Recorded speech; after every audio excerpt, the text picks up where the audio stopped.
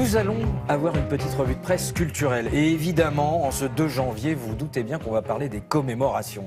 Oui, bonjour Patrice. En 2016, bonjour, on a eu droit au centenaire de la bataille de Verdun, on a eu droit aux 400 ans de la mort de Shakespeare, etc. etc. Je vous ferai pas l'année. Et alors en 2017, il y a du monde au portillon de la commémoration. 2017 pullule de dates anniversaires et d'événements à venir, car évidemment, ça va souvent de pair. Alors 2017, année héroïque, titre Le Figaro. Barbara, cela fera 20 ans qu'elle nous a quittés. Depardieu va sortir en février un album de reprise. Et en plus, il se produira au Théâtre des Bouffes du Nord. Puis au cinéma, Barbara sera incarnée par Jeanne Balibar dans un film de Mathieu Amalric. Il y a quelque chose, il y a une petite... Oui, il y a une petite ressemblance physique. Il y aura une exposition à la Philharmonie de Paris. Bref, il y aura beaucoup de choses. Dalida, pour ses 10 ans, elle a eu droit à sa statue à Montmartre.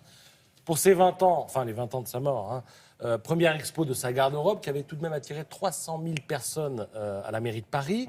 Et pour les 30 ans, cette année, on nous annonce un biopic signé Lisa Azuelos, donc gage de qualité, a priori. On en parle vendredi.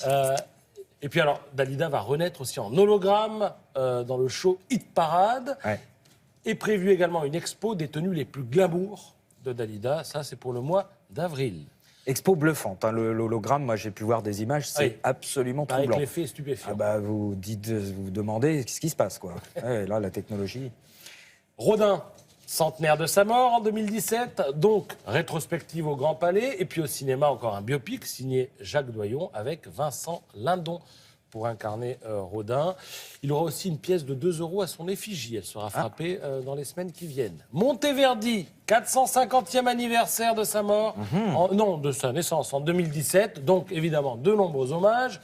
Le King, Elvis Presley. On en parlait. Voilà, ça fait 40 ans que l'interprète de Love Me Tender n'ondule plus du bassin. Puis alors, Travolta, La fièvre du samedi soir, c'était également il y a 40 ans, en 77. André Rimbourg, ça vous dit quelque chose? C'est tout simplement Bourvil. André, oui, parce que je vais dire Arthur, oui, mais André, c'est Bourvil. Il aurait eu 20 ans, et il aurait eu 100 ans cette année.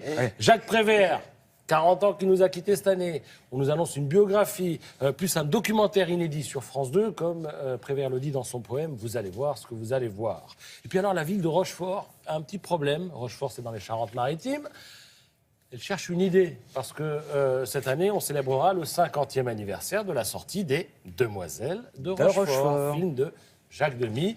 Donc la mairie va proposer un documentaire belge inédit, apprend-on ce matin dans le Figaro, un documentaire sur le tournage. Mais si vous avez d'autres idées, j'ai l'impression qu'ils sont preneurs. On aurait pu faire un petit remake tous les deux, la Demoiselles de Rochefort. Oui, ça vous irait une bien. Perruque. Quitte le chapeau à plumes et tout. Oui. Ça donne envie. ça fait rêver. Non, on est sous le signe, non? Nous sommes les frères jumeaux. Mais sous le signe des jumeaux, pourquoi pas. Bon, sinon, je vais vous parler d'une ville pour laquelle tous les Français ont une tendresse particulière, parce que cette ville a fait vibrer la France il y a 41 ans maintenant, et que personne ne l'a oublié. Cette ville, c'est Saint-Étienne. Alors, je rappelle aux plus jeunes que dans les années 70, la ville de Saint-Étienne a rendu sa fierté au football français, qui à l'époque en avait grandement besoin. Et si je vous parle de Saint-Étienne, c'est parce que c'est l'exemple même de la réussite d'une reconversion. Regardez, cette ville, c'était celle des gueules noires, de la houille, des terrils, de la mine. Mais ce monde-là a vécu. Aujourd'hui, Saint-Étienne est la capitale du design. Sylvie Adigard nous en a d'ailleurs régulièrement parlé.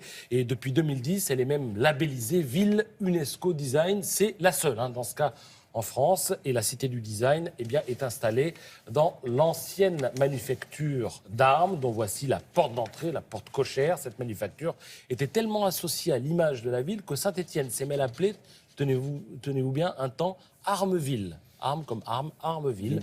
Voilà, tout cela est à lire dans Air France Magazine. Si vous prenez l'avion, c'est revigorant, car on y constate qu'une ville, même quand elle fut sinistrée, finit toujours par se relever. Merci Patrice.